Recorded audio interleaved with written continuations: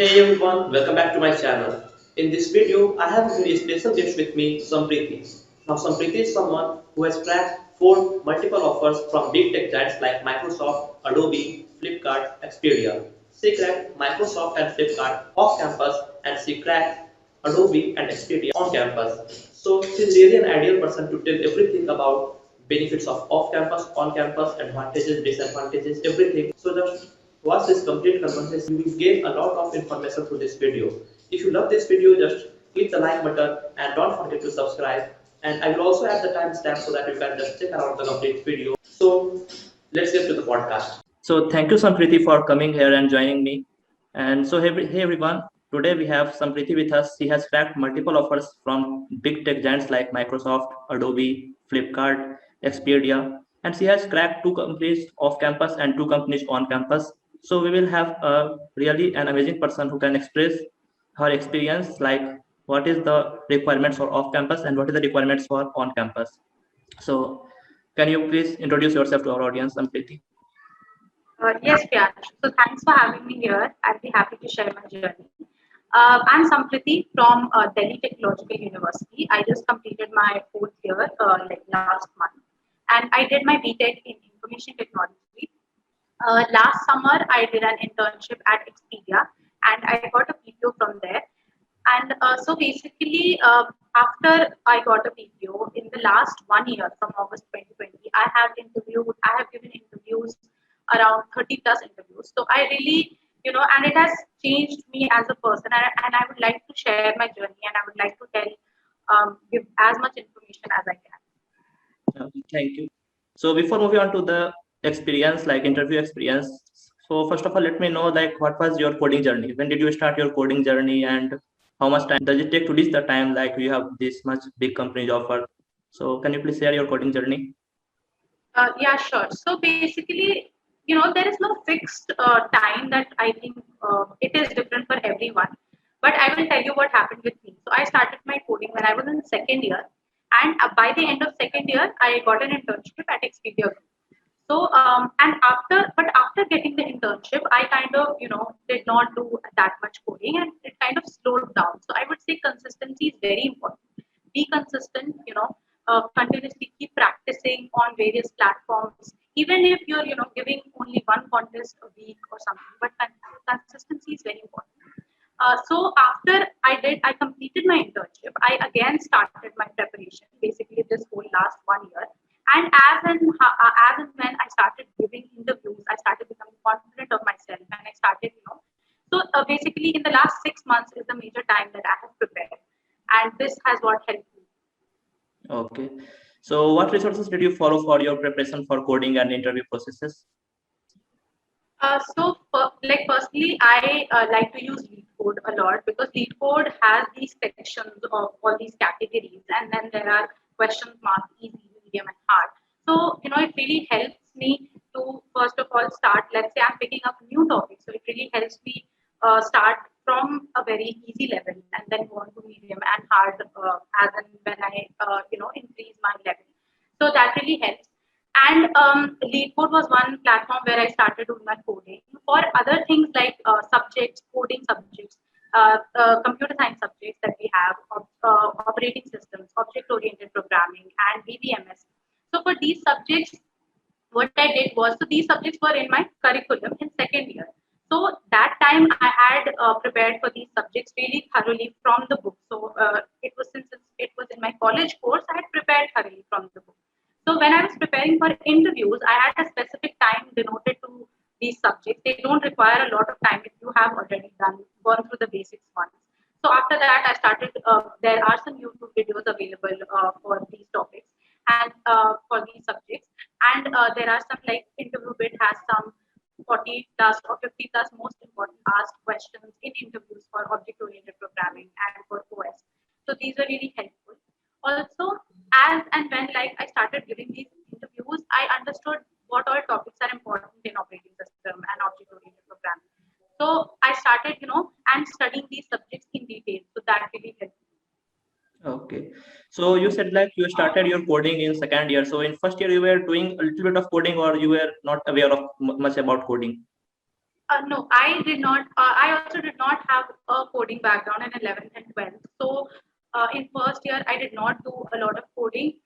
In fact, I was involved in a lot of extracurriculars, and I explored a lot of things in college in first year. But as I went into second year, I saw that everyone around me was suddenly, doing coding, and everyone knew coding. So I felt really, I had that, I lacked confidence that time a lot. So it took me, I had to work really hard. I had to ask for help, from my seniors, from my batchmates, and wherever I could get help.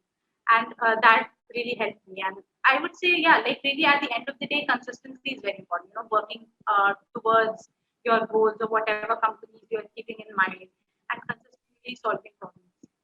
Okay. So you have offers from both off-campus and on-campus. So I would like to ask, like, which one is easier to grab, off-campus placement opportunity or on-campus placement opportunity?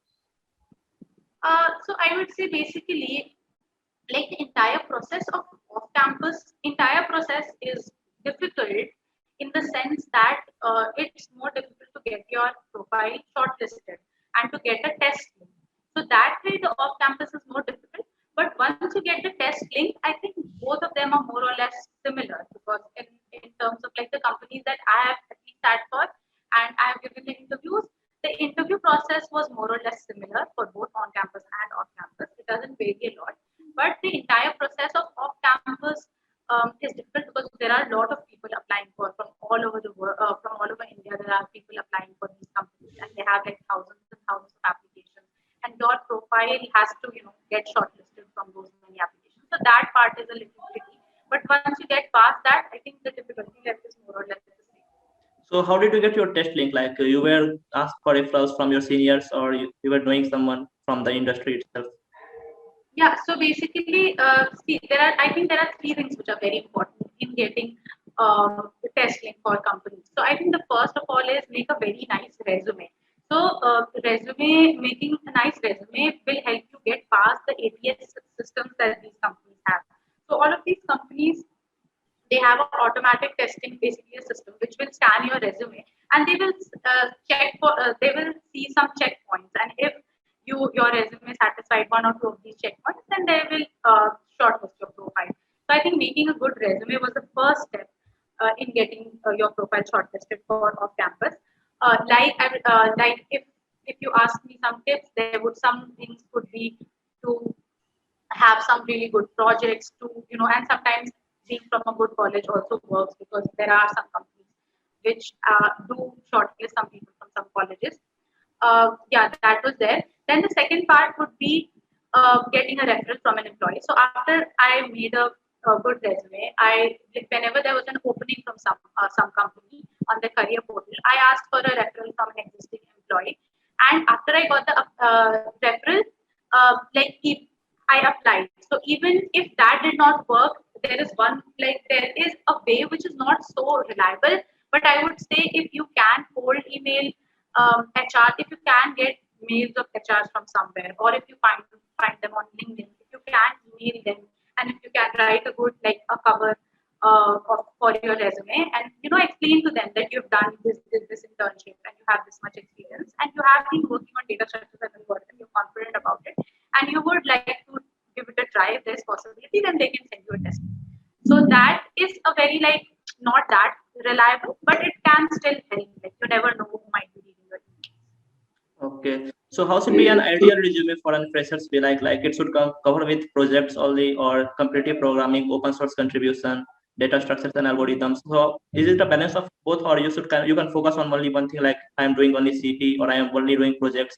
So this can matter a lot, or there is not a difference between all these things. I think, see, a basic threshold for each of these categories is necessary, but it's not like if you have not done one thing, it's going to be a very bad thing for your resume. And of course, like you should have a basic threshold for all of these. Like at least keep in mind that you have some experience that is going to help you. If you have some industry experience as an internship from some company, it is going to help you.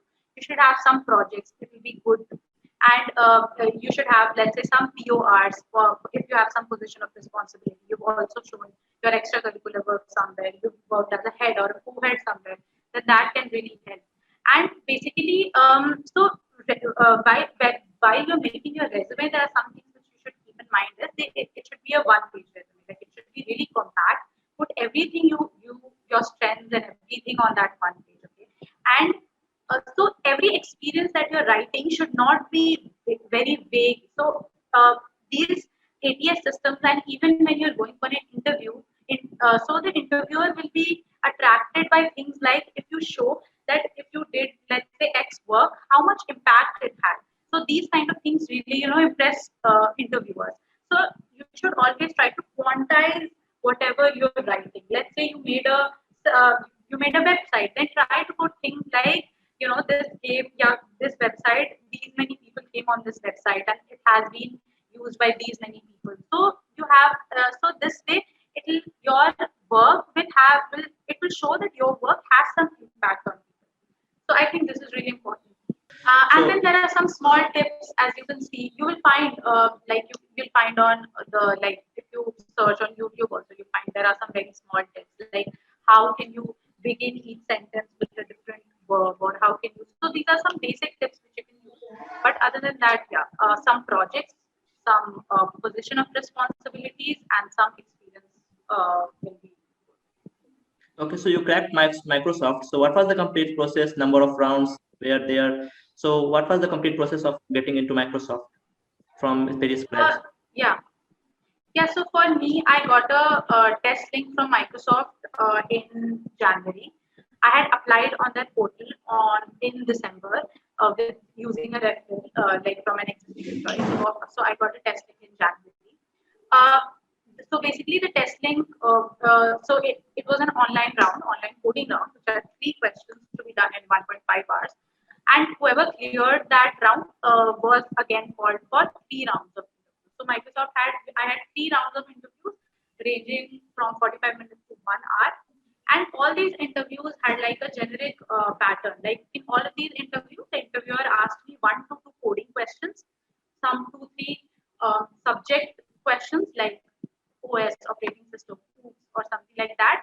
And then at the last, they either asked me something like a puzzle, or in one of my interviews they asked me a system design question, a simple system design question, or in one of the interviews they asked me some output based questions. So that can be that totally depends on the interviewer. But like most of the interviews, the generic pattern was one or two coding questions and some subject questions. Okay. So you appeared for these many interviews. So which one interview did you feel the most difficult one?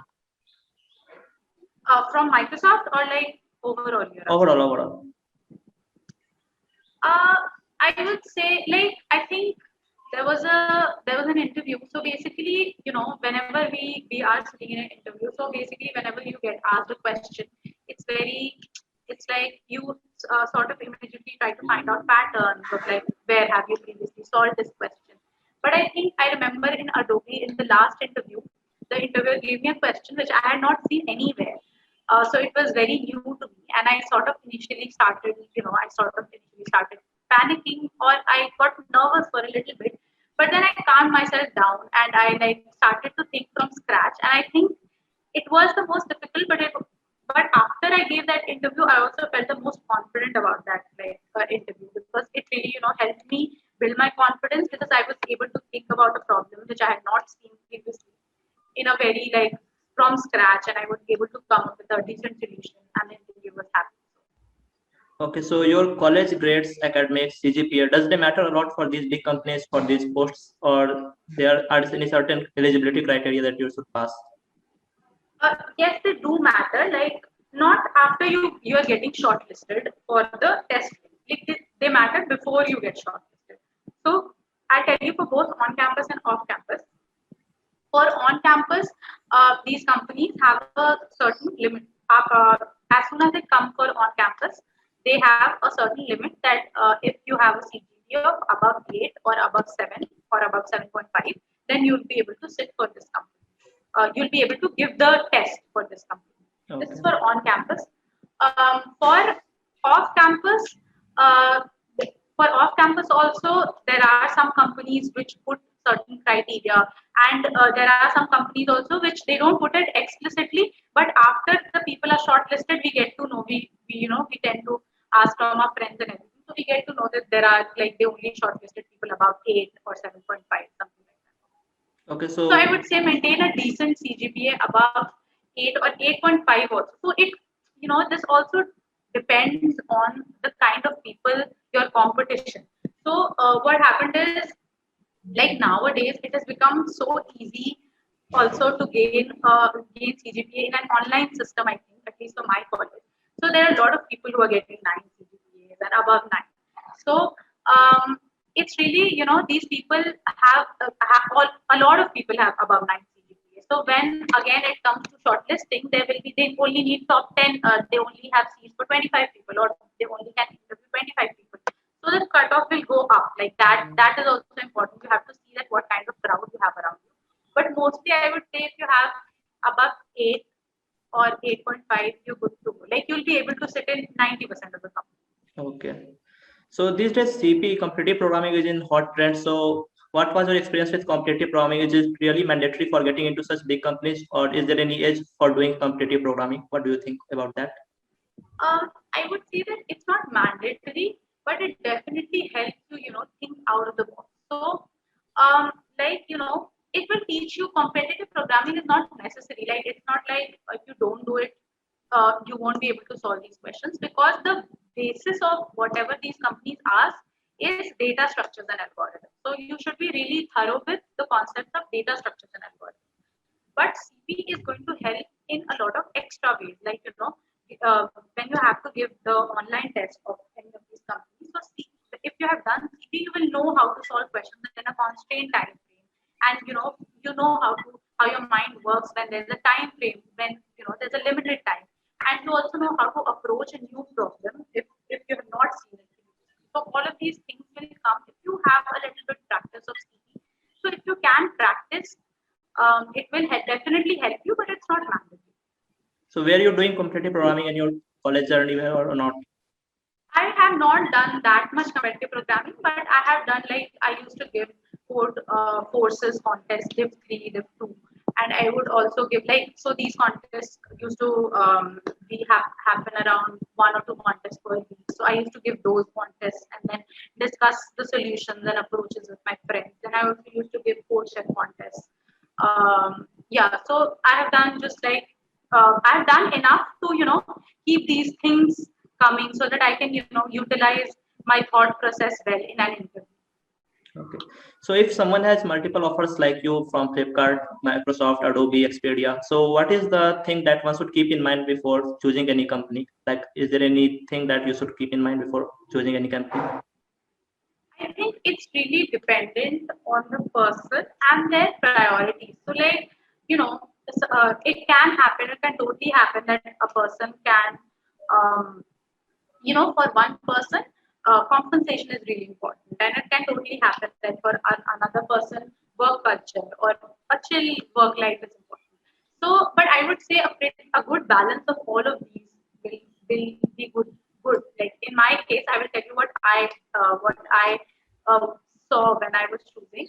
So I had 2, 3 parameters. One was obviously compensation and perks. Then other was the technologies that they have been using, and what kind of work will I get to do, which is although like difficult, because you cannot usually get to know this unless you know your exact team. So I also waited till like a little uh, a little time after I got the offer, so that I know the exact team that I was being offered to, and then I contacted my seniors and asked them about how is this team. Apart from that, you can also, like, obviously, like, if you're thinking about, like, this is completely my personal opinion, but if you're thinking about going for masters or going abroad or something, then you can look at better brand names also, because in that way, if you're going to move out of India, then brand names are a little better option, though again it's a personal choice. Then again, for some people, work culture or work life will be very important. So I think all of these 4 factors, and perks and benefits, some companies really provide like good perks and benefits, so that is also important. Okay. So is there any your personal favorite coding platform that you were using from first year, or like your personal favorite coding platform like LeetCode, GFG, anything? Yeah, I would say LeadCode is a very good platform. But like if you ask me, obviously GFG is also very important because GFC is like it has almost all the questions that you can find. So yeah, when I was learning, I did use a GFG and I did try to go on YouTube and so there are some channels also which have very good learning. They have very good questions and their solutions and approach towards them. But when I was practicing, I would say LeetCode is a very nice platform for practicing because it has these levels and these categories, and you can. I think one of the most important things which worked in my case was that identifying my weak areas and working on them. So it was really good for me to, let's say, if I did not know a topic, I would go on the topic and practice. First of all, easy questions, then some medium questions, and then hard questions. So by the end of the day or by the end of the week, I was pretty thorough with that particular topic. So lead code, I think, worked for me pretty well. Okay. So what will you suggest to tier 3 students like who don't have any proper guidance in doing programming and they start programming but they don't have proper guidance, so they just quit doing programming? So what will you suggest, like how to become enthusiast in coding, how to become consistent and all that things? I think I think it's very important to first of all identify, where you want to reach. Identify your goal first. So let's say goal and your role model. So if you find out people on LinkedIn who you can follow or who you can look up to. Like I also had a lot of seniors in my case that I always contacted them whenever I was feeling discouraged or whenever I was not feeling up to the mark. And it is going to happen during this entire journey. There were a lot of rejections that I faced, and there were a lot of rounds after which I felt that it was very difficult. But then practicing and talking to seniors and talking to friends and having a support system, and then I think I would say that it's really not that difficult if you keep practicing because these companies, like especially off campus, these companies are looking to hire engineers. And if you uh, keep doing questions, and if you really have that, there is no way why these companies would reject you or not take you. Okay, thank you. So before ending this podcast, would you like to share anything with your juniors, like any valuable tips or any guidance?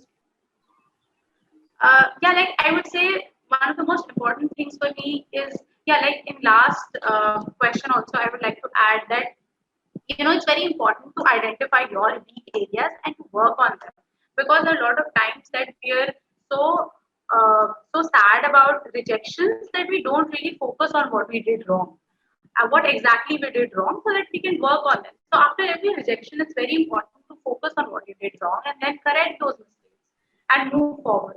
So yeah, I think this is an important tip that I would like to give. Also, that I would also like to say that be genuine in your interview. So interviewing also during the interview also initially I used to be very like during my first or second interview I used to be very nervous and I used to be I used to be in pressure when solving the questions. But as and when I gave the interviews, I had a lot of practice. Also, I did a lot of practice also, and that also boosted my confidence. But I realized that interview is actually really just a discussion. It does not have to be feared so much.